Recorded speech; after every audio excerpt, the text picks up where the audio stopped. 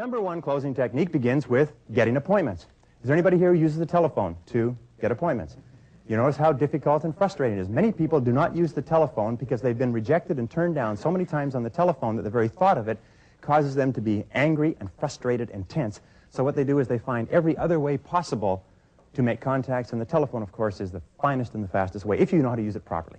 So in approaching a prospect and using the telephone, the key is this, that the first thing that you say to the prospect, once you have found out who it is, has to be something that breaks preoccupation, grabs attention, and points to the result or benefit of the product. Now, let me give you an example. I used to sell, believe it or not, sales training programs. And I would qualify my prospects, and I would call and make appointments. And I found that I could get appointments 9 out of 10 times with qualified prospects using this very simple technique.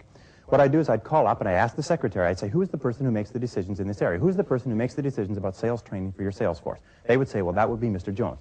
I'd say, fine. What is his first name, please? Bill Jones. I'd say, could I speak to Mr. Jones? I said, hello, Mr. Jones. This is Brian Tracy. How would you like to see a method that would enable you to increase your sales by 20 to 30% over the next 12 months? Now, if you're speaking to the right person, the question will be aimed at something that is of relevance and something that the other person needs. Now, what do sales managers sit around and think about all day long? Increasing sales. Sales being down, sales being up, but increasing sales. When you say, would you like to see a system that will enable you to increase your sales by 20 to 30% over the next 12 months? The first question, or the next question the prospect asks is, what is it? And that's where you go into the close. And when you are telephoning for an appointment, you are telephoning to sell an appointment, not to sell a product. The biggest mistake we make is we go in to start describing our product on the telephone, and the person says, well, no, I'm sorry, I'm not interested, can't afford it, I don't have the time, and so on. So all you do is you're selling 10 minutes. You say, that's exactly what I want to talk to you about. I need about 10 minutes of your time. I'll show you what I've got, and you can judge for yourself if it's what you want.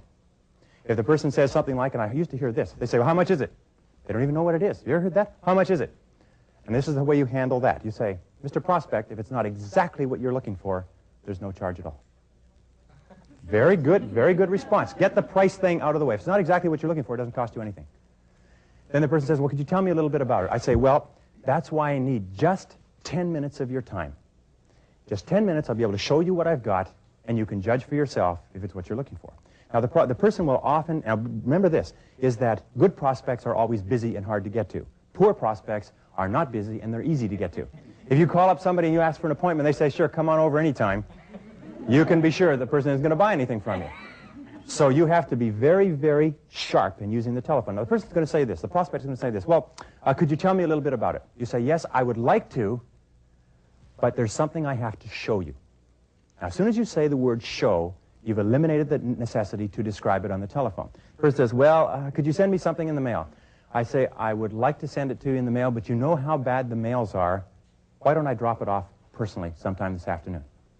Now, if the person is at all serious, they'll say, okay, drop it off personally sometime this afternoon. I'll say, will you be there? Yes, I'll be there. Okay, about 3 o'clock, I'll be in your neighborhood. I'll drop it off personally. Don't mail information. When people say, send me some information in the mail, what they're saying is, go away. I'm not interested. And when you send it to them in the mail, it goes right across the desk and into the wastebasket. If you're going to send things in the mail, what you do is you put it in the envelope, throw it in your own wastebasket, save yourself a stamp. We make the mistake of thinking we can throw it in the mail and we're actually making sales. No, we're not making sales. So what you ask for is 10 minutes, and this is the key expression. You be the judge. You decide for yourself if this is what you're looking for. And if you say it in that way, the person will say, well, I don't know. All I need is 10 minutes of your time, and you can judge for yourself. Because what this does is this says that you'll only be there for a short period of time. You will put no pressure on the person. You'll just show them what you've got, like an Arab trader in the bazaar lays out their wares. If the person doesn't want to select one in 10 minutes, you'll be gone. Now, I have found that if you ask for 30 minutes, you will have to wait for weeks, maybe forever. If you ask for 10 minutes, you can always be slipped in. Don't make the mistake of doing the old insurance salesman's trick. God bless the insurance industry. Of saying, how about 10 o'clock today or 2 o'clock tomorrow? This alternative close on it. Don't do that, because it's been used so many times that what it does is it insults the other person. Just say, sometime this afternoon or maybe sometime tomorrow. Be very flexible. Once the person gives you a time. Now, this is another thing they do. They say, why don't you call me on Monday, and we'll set up an appointment.